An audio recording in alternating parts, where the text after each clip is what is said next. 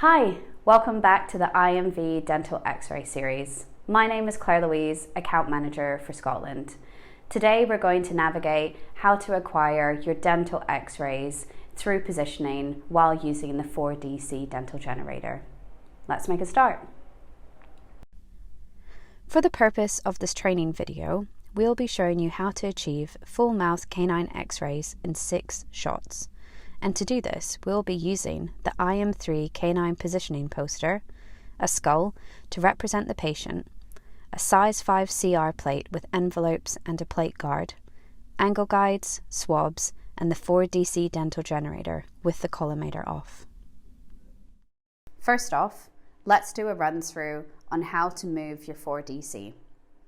When the purple light is shown, that means that it's locked in place. To move the 4DC dental generator, place your thumbs on either side of the unit.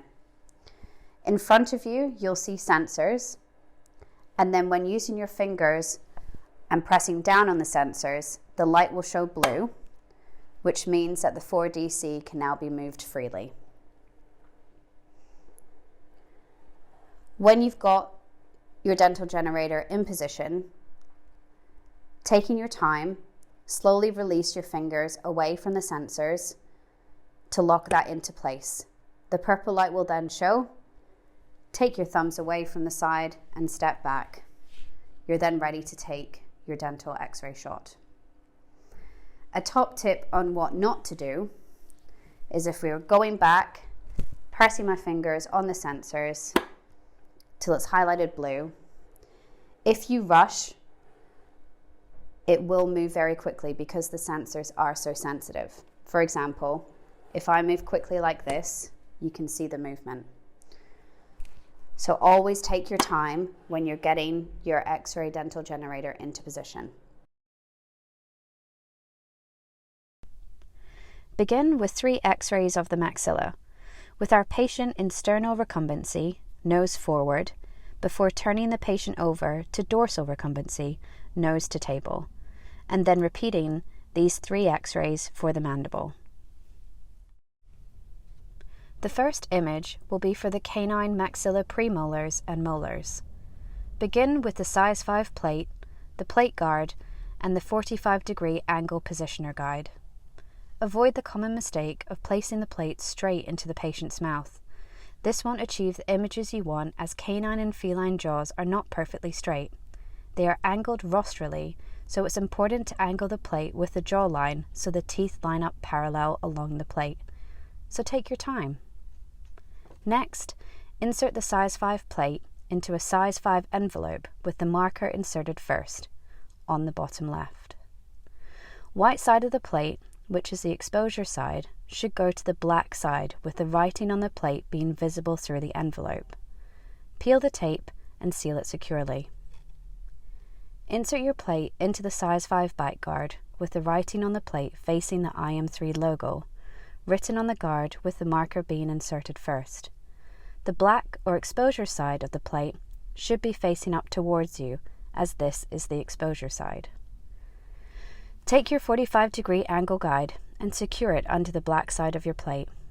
Make sure your angle guide is positioned midline to the plate, as this will ensure the X-ray beam is central and evenly cast across the entire plate for a complete image. Insert the bite guard into the patient's mouth with the angle guide so it is parallel with the jaws. Use swabs, tissues, underneath your plate to raise the guard to ensure that it is in contact with the teeth at all times. When using a 4DC generator, take the collimator cone off and position it so the end of the X-ray tube is sitting at the end of the guide and is angled to match. Use your other angle position guides to make sure your X-ray beam is lining up correctly with your angle marker.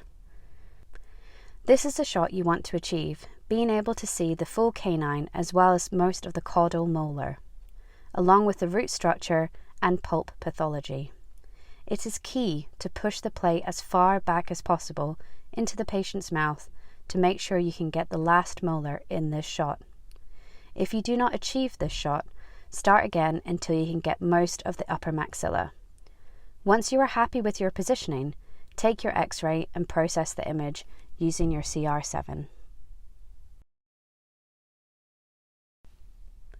For the canine maxilla incisor shot, take your 55-degree positioner and your size 5 plate. Repeat the same process as earlier. Insert your plate so the marker is at the edge and use a 55-degree angle guide. Insert the plate straight into the patient's mouth with a 55-degree angle guide leading from the nose of the patient. Use swabs or tissues to raise the plate so the teeth are in contact with the plate at all times. Again, position your 4DC X-ray generator at the end of the angle guide to match the angle. Repeat the previous process by using other angle guides either side of the X-ray tube to ensure your X-ray beam is lined up correctly. This is the shot you want to be able to achieve: to see both upper canines and all incisors, with root outline evident and pulp pathology being recognized. Now for the canine maxilla premolars and molars on the left side. We position and shoot the left side the same as we did for the right. Using a 45-degree angle guide, insert the plate in line with the jaw and use swabs and tissues to ensure contact with the teeth at all time. Repeat if the desired shot is not achieved, as shown here. Finally, moving on to the canine mandible. Turning the patient over into dorsal recumbency and repeat the same 3 X-ray positions to capture the mandible. The left and the right side shots should be used with the 45-degree angle guide, and then the 55-degree angle guide for the full mandible shot to show incisors and lower canines. Once you have finished those mandible shots, it is now time to review all 6 images and place them in your view on your iM3 vet exam software. In some breeds, you may want additional images of the upper canine. This can be achieved by using the 70-degree angle guide and the images shown on your iM3 poster.